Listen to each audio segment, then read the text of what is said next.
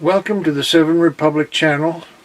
This is our second video preparatory to describing the workings of Seven Republic in detail.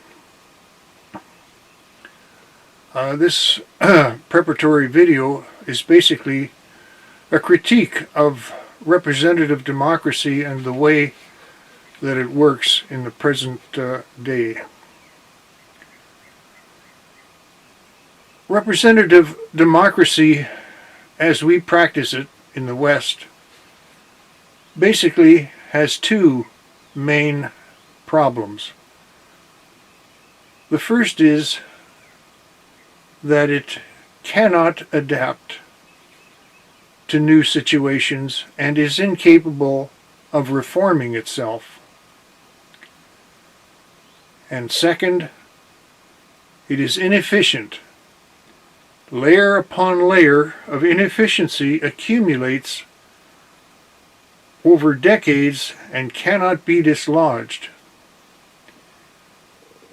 There are countless examples of maladaptation and inefficiency, but one of the most striking would be in the United Kingdom and their representative parliamentary democracy, where they have the House of Lords, which has, as I recall, 800 members, and basically has no legislative power, and functions primarily as a temporary delaying body and a ceremonial bureaucracy.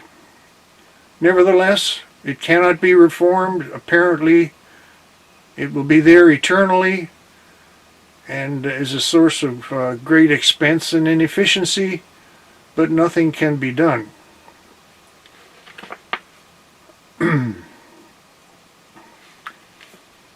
Even those who love our traditional representative democracy have to admit that the results make it seem to be moribund. Why? Well, ask yourself, when was the last time modern democracy made any society richer, safer, freer, or more stable? Is our national security increasing? Is the national debt decreasing? Are our cities cleaner and safer? And are the citizens living there in a better state of overall adjustment? Is the quality of life in general steadily improving? Is school performance improving?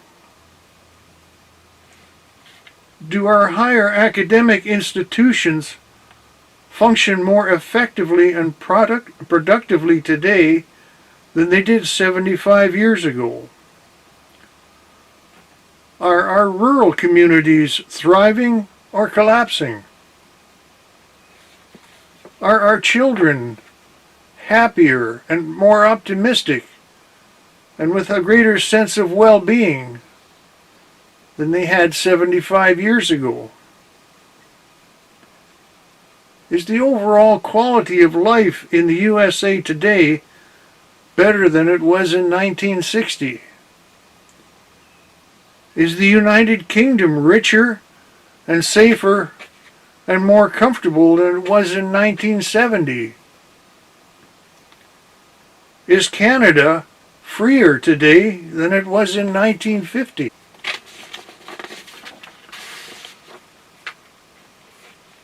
I think, based on observations over many years, that it is possible to make a good argument that our representative democracy, by its very nature, actually actively encourages and stimulates dishonesty. It appears to be that competitive elections can only be won by whoever most imaginatively tells the most persuasive and massive lies in the most charismatic and convincing way, typically about what they promise to do after being elected, but of course about anything at all that might deliver some advantage. That observation alone by itself condemns democracy, if nothing else said here so far has been found to be compelling.